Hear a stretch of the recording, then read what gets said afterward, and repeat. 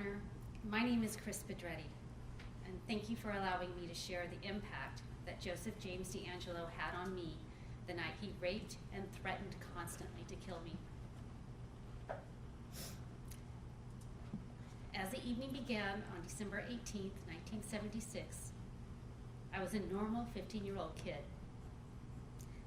I loved going to school, having sleepovers, and going to church. It was 1 week away from Christmas. Our house was decorated, and I was having fun Christmas shopping for my friends and my family. My world was small, predictable, and safe. But by the time that night came to an end, my world changed forever. My safety was shattered as a masked man, Dangelo, yielding a knife, told me he would kill me if I didn't do what he demanded. He raped me repeatedly, moving me in and out of the house after each time. He made himself comfortable in my home, and he stole my family's personal belongings as I lay helpless or sat tied, gagged, blindfolded, and naked in the cold December night, waiting for what unthinkable act he would violate me with next. He tormented me, and he told me over and over again he would kill me, and I believed him.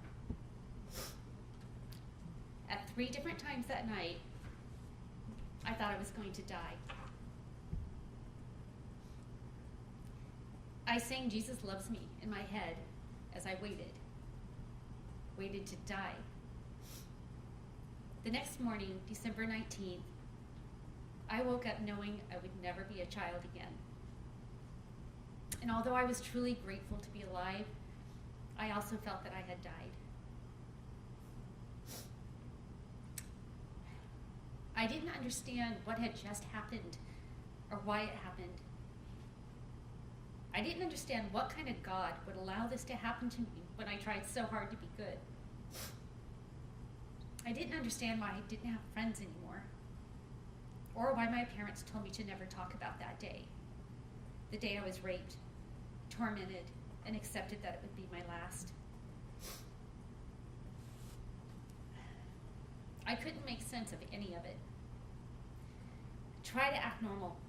Try to act normal, I would tell myself. But what was normal? I certainly didn't feel normal. Nothing felt normal. I was forced to begin an unending journey alone to try to survive in a world where nothing was as it was just hours before. So much had changed in such a short time. I no longer fit where I did before. And although I tried, I would not be a normal teenager again. The next year, because I no longer fit in, I changed schools 3 times, moved to a new city, and I quit going to church. Because I was not allowed to talk about being raped, to get help, or to heal, I was forced to live my life like the rape never happened. Acting like it never happened required me to step out of my person, to leave my childhood behind, and to step into a life that wasn't mine. I struggled the next 41 years with extreme panic attacks, failed relationships, frequent job changes, unhealthy coping mechanisms, and few friends.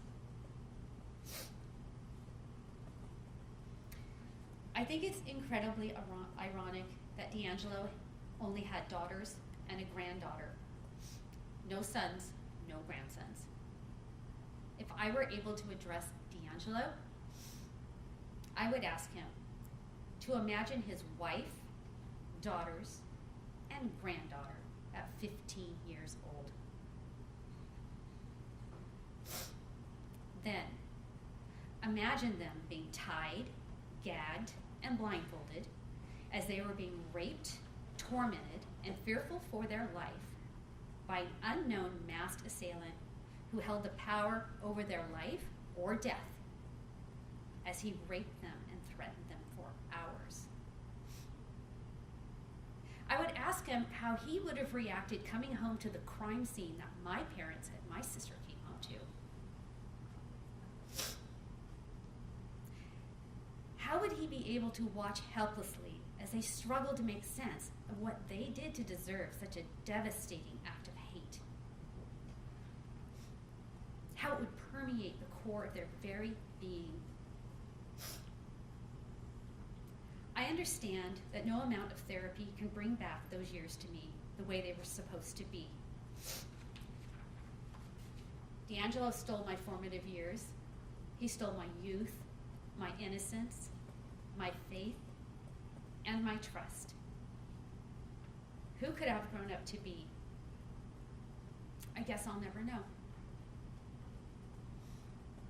And as I look at him today, I see a pathetic coward and a deplorable shell of barely human material. He tried to conceal his soulless being from others by becoming a husband, a father, and a grandfather. He used and manipulated his own family so that he could look like a regular guy as he enjoyed his malignant life once they all went to bed feeling safe in the make-believe world that he created. His family has been forced to walk a torturous and undeserved journey as they learned the East Area rapist Golden State Killer's identity, Joseph James Dangelo, her husband, their dad, her grandpa. Dangelo has guaranteed his family will never escape the stain of his name and his infamy. These innocent people do not deserve to carry his humiliation, yet they have no choice. If I could speak directly to Dangelo, I would ask him, do you feel any remorse for what you did to me? For the people whose lives you sadistically cut short? Or for the years of pain to your victims and their family? Do you finally feel humiliated? Your secrets have been exposed. Your double life is over. The world, and I mean the entire world, knows who you are and what you did. You will forever be known as a repulsive coward who hid behind a mask of evil. The devil can keep you company in your prison cell as he gnaws away at whatever soul you have left, at whatever life you have left. It brings me great satisfaction to see you in your assigned orange jumpsuit, powerless and handcuffed in all aspects of your already miserable life. You hid in plain sight, but you are now visible for everyone to despise, loathe, and abhor. You are finally getting what you deserved all along. Understand, Dangelo, there's not a prayer strong enough to save you. Your Honor, once again, thank you for allowing me to share how Dangelo's burnt soul has invaded my life. Though I have found my way to a happy and safe life once again, Dangelo deserves his sentence of life without parole in the most dark and lonely containment. If I had my way, Dangelo would only be provided our impact statements as reading material for the rest of his days. Dangelo must not be allowed to ignore what he has done for as long as he breathes. For decades, he lived free in the same neighborhood that I lived in, as well as many others. He was free while each of his victims and their families lived in pain, often nearby. Who knows how many times I passed him in the grocery store or sat near him at a restaurant, oblivious to the fact that the rapist who took so much from me was only a few feet away. There are parts of me that spent more than 4 decades alone, entrapped in a virtual hell that Dangelo sentenced me to in 1976, from which I could not escape. I used to wonder why I was chosen to be his victim. It used to keep me up at night. It was the only question I had for him. Why? What could I have done differently to create a different ending that night? It is only since his capture that I have found freedom from his evil. I'm forever grateful for the support I have received through love and caring of my family and friends, through therapy, meeting and sharing experiences with other survivors, support from the victim advocates, and reaching out to other victims of rape that have long kept their silence for fear of being ostracized. Standing here today, the knowledge that Dangelo will spend the rest of his life in prison for his heinous acts has ended my dark journey so that I may begin a new one. So where will this new journey lead me? This experience has taught me the importance of supporting those that have been sexually assaulted. I spent years, decades really, feeling shame and guilt for what happened to me. And yet it wasn't my fault. It was something that was done to me, not because of me. Through this experience, I have learned how utterly important it is to be able to express out loud in some manner, whether verbally or in writing, that the shame and guilt belongs to the rapist, not the victim. Most importantly, saying it out loud reinforces that we did not deserve to be raped. We did nothing wrong, no matter what the circumstance. The sheer act of stating it out loud to others who understand and have had similar experiences is liberating in a way that most cannot comprehend. Today, right now, I start my new journey.